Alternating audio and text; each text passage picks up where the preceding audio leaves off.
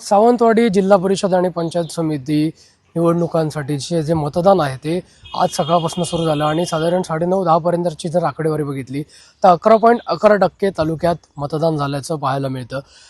जर मतदारांचा प्रतिसाद बघता हा अल्प प्रतिसाद दिसून येतोय. काही मतदान केंद्रावर मतदार खूप कमी प्रमाणात दिसून येतात, तर काही ठिकाणी रांगा देखील पाहायला मिळतात. एकंदरीत चित्र बघितलं तर या मतदारसंघामध्ये 9 जिल्हा परिषद आहेत आणि त्यातली एक बांदा जिल्हा परिषद जी आहे ती बिनविरोध झाली आणि त्यानंतर उर्वरित 8 जिल्हा परिषदमध्ये चुरशीची अशी लढत आपल्याला पाहायला मिळते. त्यात प्रामुख्यानं कोलगावमध्ये अपक्ष मायकल डिसोजा आणि भाजपचे महेश सारंग यांच्यात लढत होते, यांच्यात फाईट होते. इकडे खऱ्या अर्थानं चुरस पाहायला मिळते. त्याचबरोबर तळवडे जिल्हा परिषद मतदारसंघामध्ये भाजपचे संदीप गावडे यांच्या विरुद्ध उद्धव बाळासाहेब ठाकरे शिवसेनेचे रुपेश राऊळ यांच्यात लढत आहे. माझगावचा विचार केला तर विक्रांत सावंत आणि उबाटा शिवसेनेचे दिनेश सावंत यांच्यात लढत होते आणि आंबोलीमध्ये महायुतीचेच 2 घटक पक्ष असणारे भाजप आणि शिवसेना यांच्यामध्ये चुरशीची लढत होताना पाहायला मिळते. इतर ठिकाणी सुद्धा रंगतदार लढती होताना पाहायला मिळतात. पंचायत समितीचंही 18 ठिकाणी लढत होताना पाहायला मिळते. त्यातली एक जी शेरला आहे त्या ठिकाणी बिनविरोध निवड झालेली आहे. उर्वरित 17 ठिकाणी मतदान प्रक्रिया सकाळपासून सुरू झालेली पाहायला मिळते.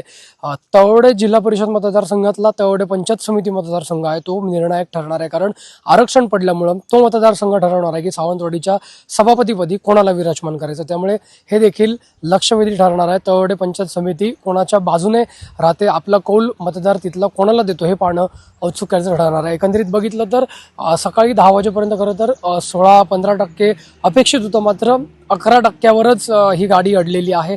खूप कमी प्रतिसाद हा मतदारांचा पाहायला मिळतो. याला कारण सुद्धा कुठेतरी जे पेरलं होतं मागच्या नगर परिषद आणि महानगरपालिका निवडणुकांमध्ये तेच कुठेतरी उगवलंय का असं चित्र पाहायला मिळतं. त्यामुळे सगळ्यात मोठं जर आव्हान आज कुठलं असेल सगळ्या उमेदवारांसमोर तर मतदारांना मतदान केंद्राची वाट दाखवणं हे मोठं आव्हान त्यांच्यासमोर आहे.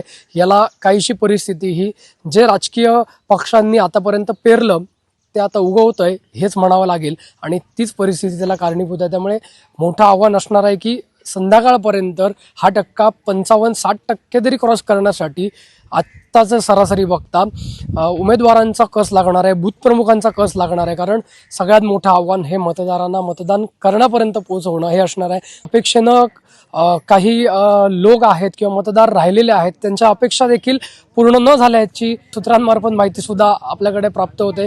काही ठिकाणी वयोवृद्ध असतील, अपंग बांधव असतील हे सुद्धा मतदान केंद्रावर येऊन आपला लोकशाहीचा मतदानाचा हक्क